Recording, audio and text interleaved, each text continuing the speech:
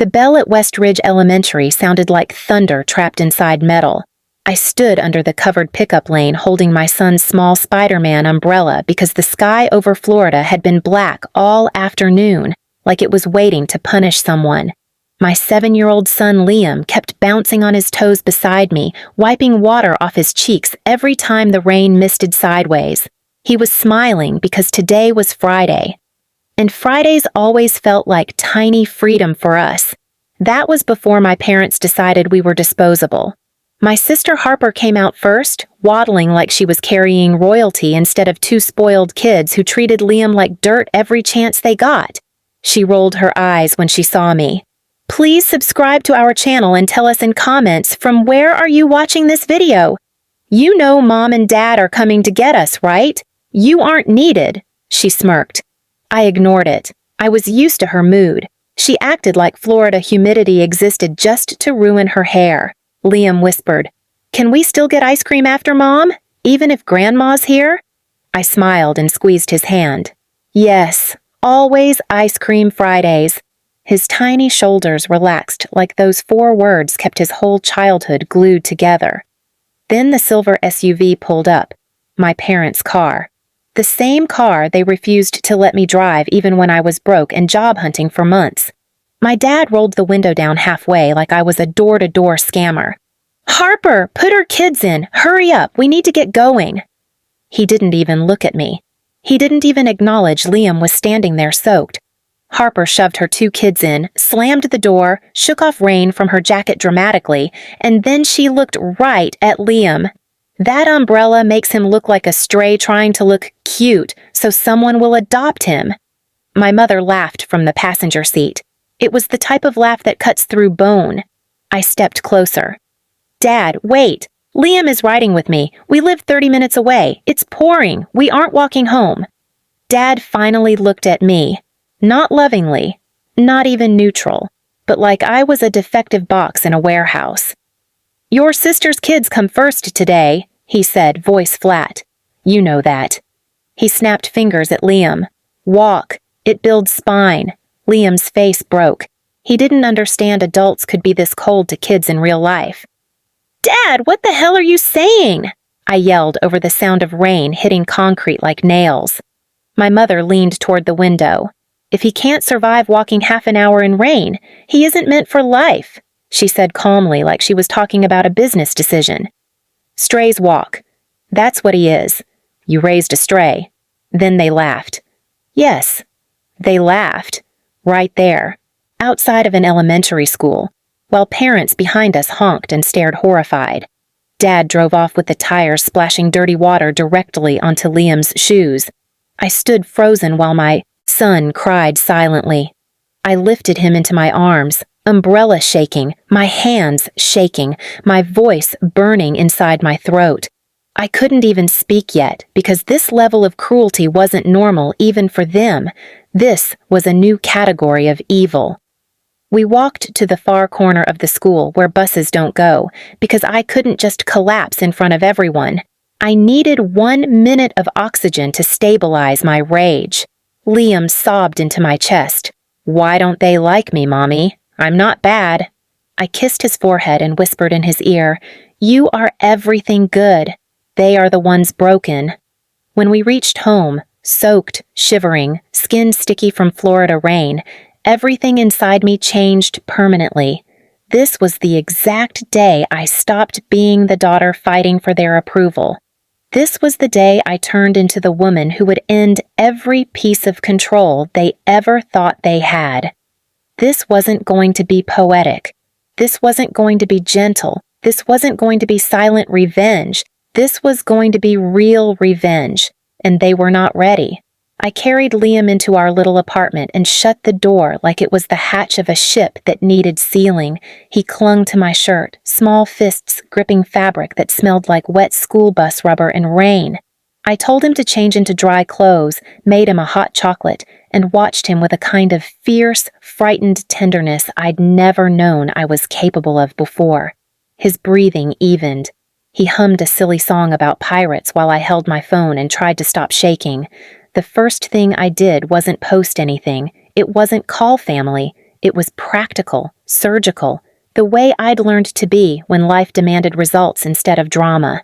I opened my phone and started recording, not a theatrical clip. A time-stamped calm recording with short statements. At 2:18 p.m. on Friday, West Ridge Elementary pickup, my parents left with Harper's children and drove off while my 7-year-old son was standing under his umbrella. They told him to walk home in the rain. I recorded the audio, then I sent the file to my email with the subject line, "Pickup Incident, Time-Stamped Evidence." Emailing myself created a time-locked paper trail that couldn't be fluffed away later as he said, she said. Then I texted the school's office line and asked for camera footage from the pickup lane. The secretary replied with an automatic message about requests, but I pressed. I walked to the front office, dripping rain all over the welcome mat, and I asked to see the footage in person. Her face changed the minute she heard the words, "My son was left to walk." She led me blinking to the monitor room and rewound the clip. The camera captured the whole thing. Harper's kids in the SUV, my parents laughing, my son's umbrella, Dad waving, and the car peeling off. I filmed the screen with my phone. That video would be time-stamped by the school system. That was steel. I took the footage straight to the principal. He watched, silent, his jaw tightening the longer it played. When it ended, he rubbed his forehead and said, "We can't have this. This is neglect at minimum, and we're obligated to report behavior that endangers a child." He told me they'd file an incident report and that campus security would be notified to flag any future pickups. I left with a copy of their internal report number. Institutional wheels began turning. Next, I called my neighbor Mara, a woman with 2 kids from down the hall who once told me, half joking, that she'd videotape anything that made her blood boil. Mara arrived within the hour with her car's dashcam footage. She'd filmed my parents' license plate as the SUV splashed through puddles. She also said her husband saw the whole scene and would write a witness statement. That neighbor alliance mattered because community corroboration is harder for a family to gaslight away. I thanked her and sent everything, school footage, dashcam clip, my audio statement, to a secure cloud folder with a single link I could forward. While Liam colored on the kitchen table, my hands moved fast. I called the non-emergency police line and gave a careful, factual account. The dispatcher asked for names, plate numbers, and whether my child was safe now. I told her Liam was safe. He was with me. I gave her the license plate, and she logged a neglect referral that would be cross-checked with the school report. They told me an officer might call to take a formal statement later. That was fine. I wanted everything official. Then I called Harper. I didn't want to yell. I wanted to understand if she'd realized what had happened. She picked up on the second ring, breezy. "Oh, you made it home? Sorry, the car was running late. We had to stop for a snack. Dad's in a rush." Her tone was the same threaded with entitlement tone she always used. I asked about the kids and whether she'd noticed my son being left behind. There was a long, awkward pause, and then, "You overreact, Danny. We were trying to teach him to cope. You're dramatic." My stomach knotted. She was doubling down. I hung up and realized Harper wouldn't help. Not willingly. She'd already chosen family theater over basic decency. So I moved to the only angle they never thought I'd use, their vanity. My parents lived to be admired in our little social circle. Neighborhood barbecues, church board meetings, golf club charity events. They were small-town aristocrats who fed off polite applause. They had reputations built on smiling photos and polite speeches, and they curated it carefully. That was my leverage. If their performance of respectability could be threatened by institutions that demanded standards, they'd panic. And I had the receipts now. I emailed the neighborhood HOA board, politely, factually, with the time-stamped video attached and a short message. "For your records, incident at school pickup involving parents who live in our community. I believe this is relevant for anyone who volunteers or supervises neighborhood children." I didn't demand anything. I simply placed the evidence where the HOA's safety committee would see it. Later that day, an HOA administrator called me and asked to meet about the complaint.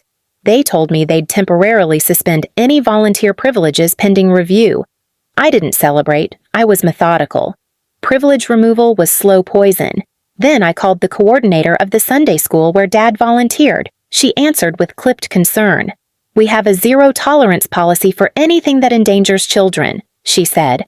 I asked her whether volunteers had to pass a conduct review. She explained the process and asked if I would be willing to provide my statement. I agreed. She thanked me and said she'd place a hold on Dad's name in their volunteer roster until the review. It wasn't a headline blow, but it was a cut to the places where Dad got to strut his moral authority. He'd been very proud to teach Sunday school. Being removed from that stage would bruise him in a place he cared about. As these institutional channels began to hum, I built a personal safety net. I contacted Elena, my friend who had once told me, "If they ever push you out, come to me." Elena agreed to pick Liam up from school the next week and be an emergency contact. I gave the school a signed letter authorizing only me and Elena to take Liam home.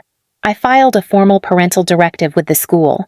No child release without my written consent or the presence of a city-registered guardian. That was legal muscle, and it would complicate any future attempts by my parents to manipulate pickup dynamics. At night, I sat across from Liam and told him a simple truth. "We do what's right now. Mommy will fix it." He nodded, trusting me like I was an island. He drew a wet crayon sun on a paper plate and handed it to me like an offering. I swallowed hard and kept building. I also began to think 3 steps ahead, because that's how you trap predators. You think like a chess player, not a fighter. My parents' pattern had always been to gaslight and then amplify. When cornered, they'd go performative, calling neighbors, weeping at churches, acting like victims. If I could predict that, I could prepare countermeasures. So I did something smaller and smarter. I quietly set up meetings with the people who could reject their performance. I met with the youth pastor and simply said, "I want the truth about what happened." I met with the HOA safety chair and asked for a written acknowledgement that the video had been received. I emailed the school district liaison and asked them to flag my file for priority response if any pickup irregularity reoccurred. Each of these tiny administrative ticks tightened a legal web around them that didn't rely on my shouting. I also made my own social move that they'd never see coming. I texted my cousin Ava, tame, formal, and asked her to pass a quiet note to their friend group. "If anyone sees Dad or Mom volunteering with children soon, please ask to see their clearance. We're documenting a serious safety issue and need witness support." Ava hesitated, then replied, "I'll do it." That ripple of quiet social pressure would make them anxious.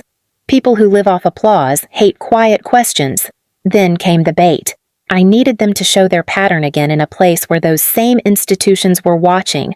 I didn't set a social trap or a viral ambush. I engineered a scenario that played to their ego and predictably pulled them out into daylight.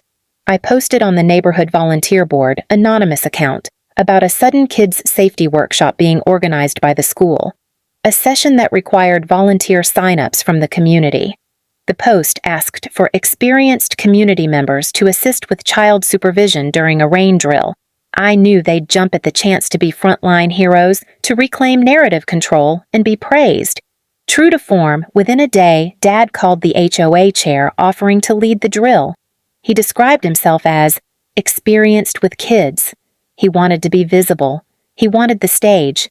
And because I'd already slipped the school and HOA the evidence, when he signed up, the administrators immediately checked his name against the file. They found the pickup footage and the police referral pending. The volunteer application flagged red. I watched them flounder when the call came from the HOA. "We need to postpone your role pending review." Pride sliced through him like a blade. He texted my sister to intervene. My sister, who'd been smug and untouchable moments before, now found herself between Daddy's ranting and the HOA's procedures. She called me, frantic, demanding I withdraw the complaint. I didn't answer. I filed one more card, a formal complaint to the school district's child safety liaison with the dashcam and the time-stamped footage attached, and a short paragraph. "This family leaves a child to walk in a storm." It was concise and unadorned, which made it more lethal. Bureaucracy is not glamorous, but it is efficient and remorseless when you do nothing but feed it facts. By the end of that week, the world I'd pumped into motion, time-stamped evidence, witness statements, school reports, HOA and church holds, volunteer suspension requests, neighbor corroboration, began to hum and to squeeze. It wasn't an explosion. It was a tightening ring. They would feel it in the small public things. The Sunday handbook omission, the pending review notice on a volunteer roster, the chilly calls from people who had once smiled. That's where pride dies, not with one headline, but when the comfortable applause stops and no one claps for you anymore. The night before, I planned to escalate, because escalation is necessary for predators who mistake inertia for permission. I sat with Liam on the couch and read him a comic book while the rain tapped the window like a drum. His head eventually lulled against my shoulder, and he fell asleep in the middle of a page about a tiny robot who always fixed things. I closed the book and promised myself quietly I would not let anyone weaponize my son's wet shoes for their cheap sense of superiority. The trap was set. The next act would not be pretty for them. They came begging 2 days later, not at my door, but at the HOA meeting where the safety committee read the incident report aloud while the school principal sat in the front row. Dad tried to speak first, voice shaking with fake outrage, but the HOA chair held up the camera stills and the principal read the school's official complaint into the microphone. Volunteers in the room exchanged looks. The pastor, who once nodded at Dad's moral talks, sat silent in the third row. Mom started to cry and choke out, "We're sorry, please. Forgive us." But the apology froze in the air when the youth pastor quietly said, "We cannot allow someone under investigation to supervise children." The Sunday school coordinator confirmed Dad's suspension. The HOA announced a temporary ban on any unsupervised child events involving them pending the district review. Neighbors who once praised them now avoided eye contact. A few handed me private notes saying they'd seen the footage and were sorry they'd ever smiled. Harper showed up red-faced and pleading. She demanded I withdraw the complaint. I handed her a printed list, timestamps, witnesses, copies of messages, and watched her face go pale. She begged, Dad begged, Mom begged. They offered performative promises and theatrics about learning and changes in front of a crowd that no longer believed them. I didn't need apologies on a stage. I needed safety. I signed a school form limiting their contact to supervised scheduled visits only with the principal present. And I made Elena the approved alternate pickup for Liam.